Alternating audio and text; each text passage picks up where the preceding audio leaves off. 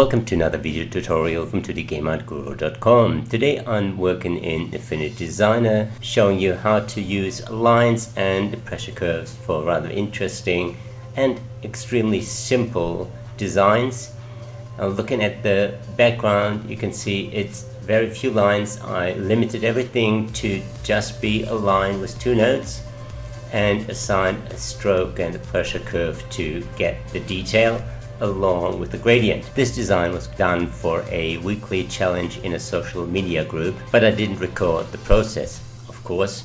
So I will try and recreate a similar scene with the same limitations, just using two nodes in a line and the pressure curve plus gradients and layer blend modes to create a design similar to this. I started out playing with the shapes. So I have the basic line and added a pressure curve. The very simplest one is just a fade from thin to thick or thick to thin, and then you can add more detail to your curve by adding more nodes, stretching them out to create leaf-like shapes, going to extremes with very thick or wide strokes with a leaf shape. If I reduce the size of that one, it will be a very thin one. If I increase the size, you can see it grow into a sizable leaf.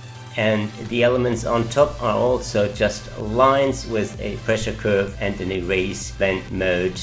Working with shapes, you would use a Boolean subtract, but Boolean operations don't work on lines. The layer blend mode erase is the next best option, even though it's just a visual erase and does not alter the vector shapes. I start by giving the artboard a gradient fill that gives me a little bit of a vegetation color scheme, and place the first line with a zigzag pattern for a tree in the foreground and duplicate that. Duplication is the key in this process, even though overall it took an hour and 45 minutes and I did speed it up for this video.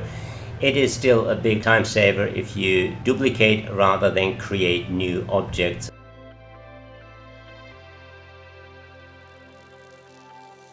Normally I would create a lot of these elements as shapes, but the challenge asked for two node lines only, so I'll stick to that.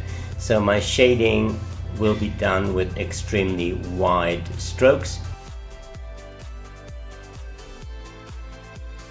I group my smaller trees in order to apply the opacity to the group rather than the individual objects. That way the smaller branches won't overlap and show when I place them onto the slightly bigger ones.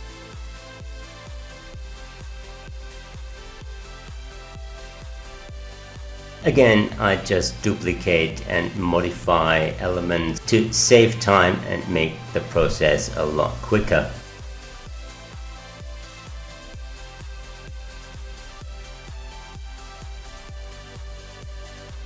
I bring the initial tree lines back to the front. They should be in front of the smaller trees, and give them a gradient going from really dark to slightly lighter, working with variations so not every tree does look exactly like the other.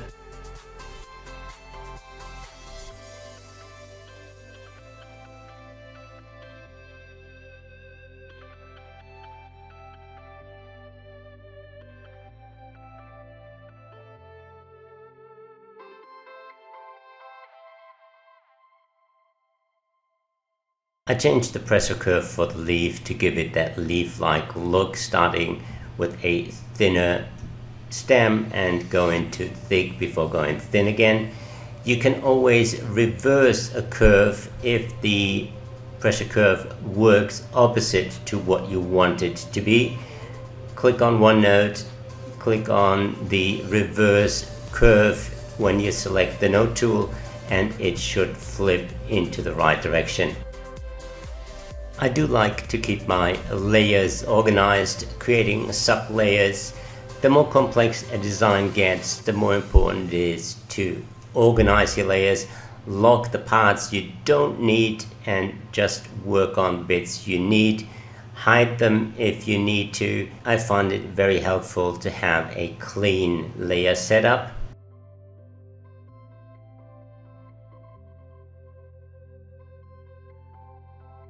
For the vines, I want the leaves to look interesting, so I play around with the pressure curve until I find a design that suits and lets me scale it.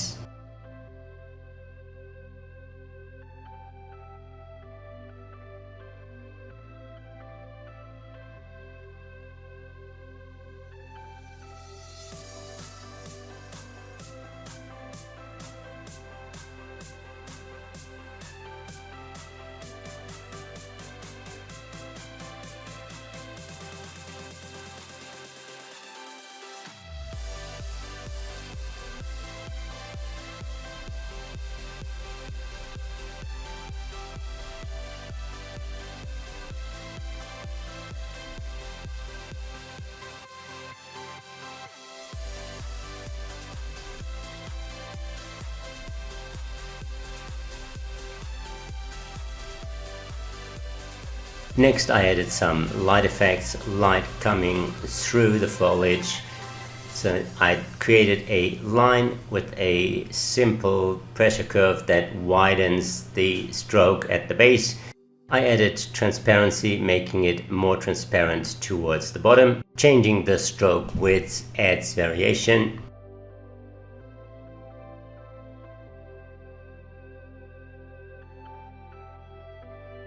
So there's flipping and skewing. I add a few more lines to the duplicate to make it look even more different.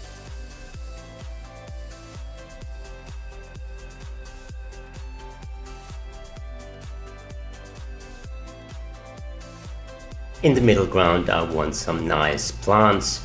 They should be colorful and striking, so I create a leaf shape that is simple enough to be flexible, so I can curve the line to create some interesting leaf shapes. I give that stroke a gradient fill. Select the content you want the fill to apply from fill to stroke and add colors. I work with a darker purple at the base and a lighter color at the top. This allows me to shade my leaves by just moving the gradient rather than create a new color scheme for each gradient.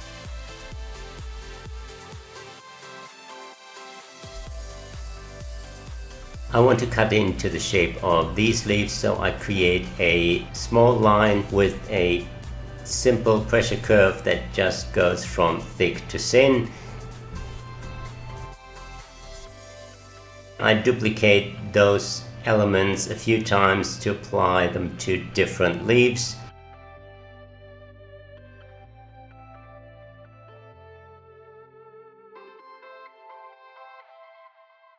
I select all of them and apply the layer blend mode erase.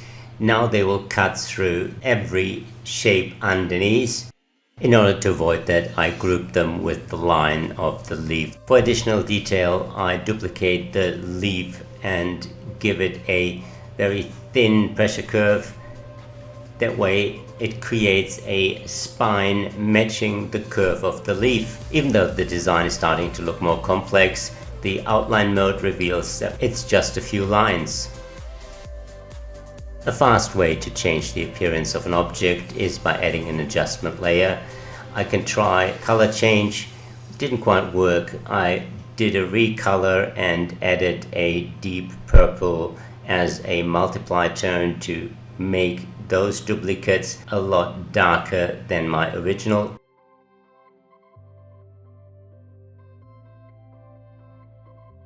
In order not to look identical, I changed the leaves on the one that's more visible. I created a whole tutorial on just creating interesting looking plants in Affinity Designer as well as in Inkscape. The link is in the cards up here as well as in the description below.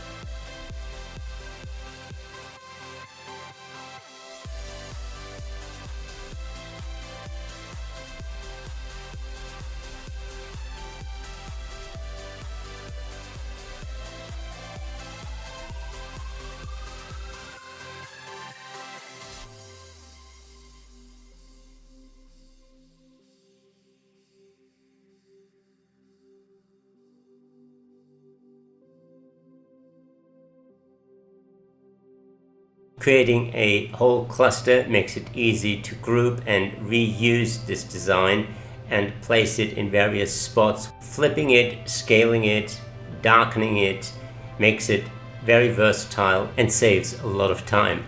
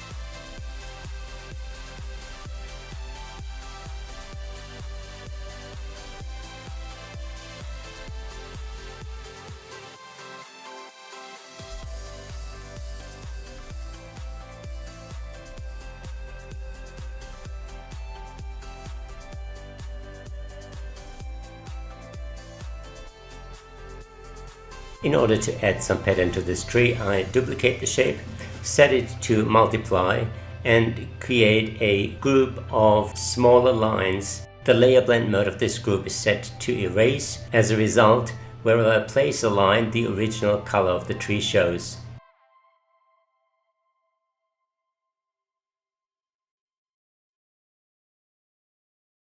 Once again, variation is key. I alter the width of those lines to make it look more interesting. Using just one width would look very repetitive.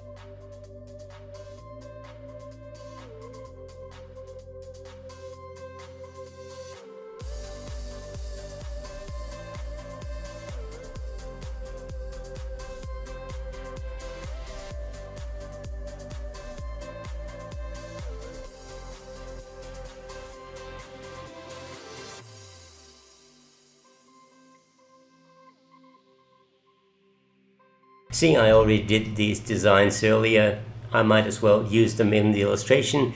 I copy them into the respective layers, create a new layer for the mushrooms, and adjust the color. As I'm working with strokes only, it's important to remember just to color the stroke, not the fill. I don't know how many times I clicked on the gradient for the fill when I should have changed it to the stroke.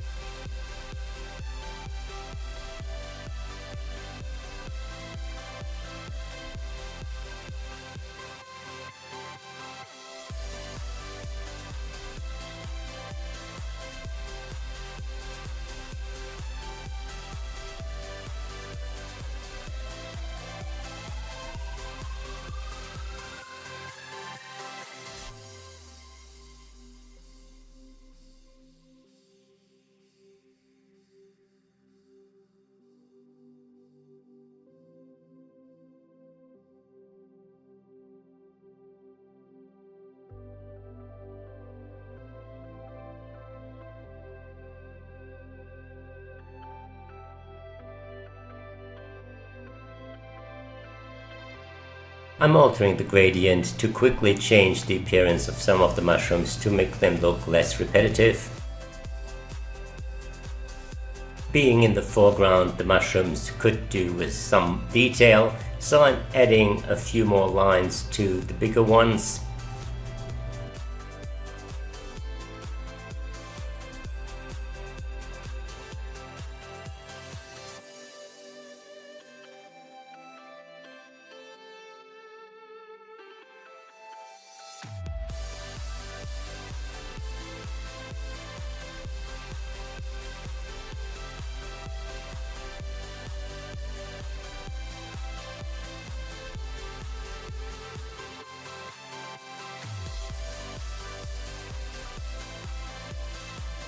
Let's add some critters to the scene. The basic shapes lends itself to be a wing, so let's create a dragonfly with just a few lines.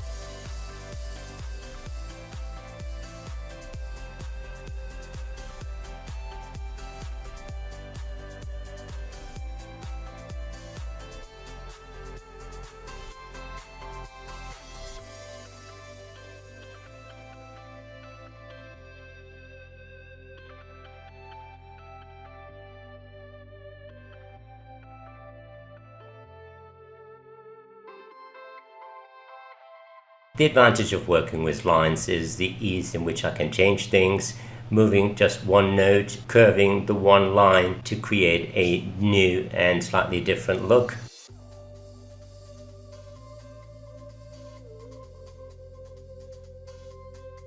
Lastly, I create a layer for the foreground.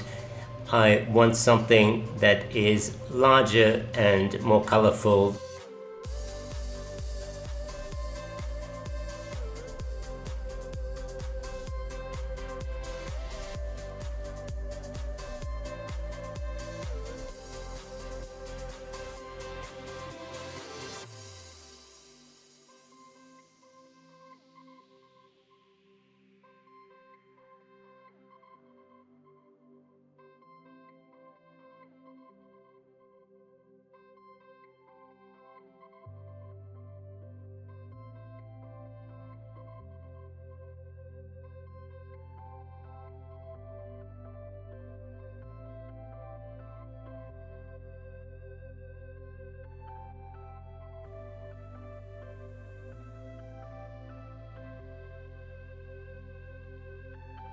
Using the layer blend mode erase, I cut some shapes out of these leaves, shortening the line enough it looks like a circle.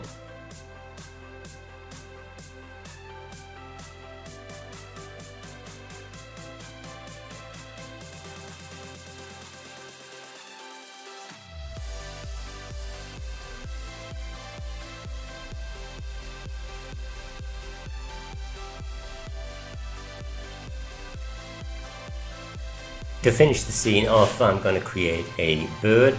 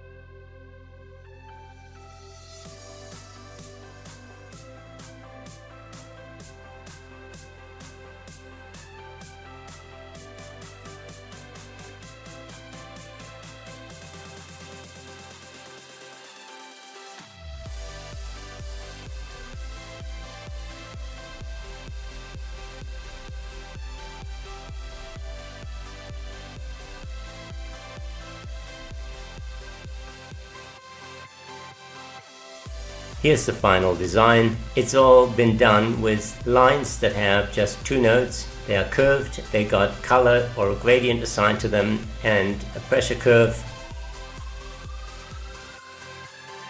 I decided to change a few more things. The wing of the bird and the color of the background. I added an adjustment layer there to change the colors of that, to make it look a tad nicer than it was while I was recording the video. It's always hard to really know what you're doing when you're recording at the same time. My videos are not scripted. I just go and play with the tool and hope for the best. When you're experimenting with shapes like I did in this video, a sketch wouldn't really help much. Sometimes I have a slight idea what I want to do. A lot of the times I am just winging it. Here's the initial design that I did for the challenge, and the new one is very similar. As you can see, it's just a lot of lines. If you haven't played around with simple lines and pressure curves, I would strongly recommend to do so. It's an awesome tool and I had a lot of fun playing with it. A little bit too much, as I mentioned earlier. The whole video took an hour and 45 minutes to record. I did have to speed it up and bring it down to reasonable size. I hope you enjoyed it nevertheless. If you did, please subscribe to my channel, click on the notification icon, leave a comment below and let me know what you want to see on my channel or on my blog, and I'll see you again soon.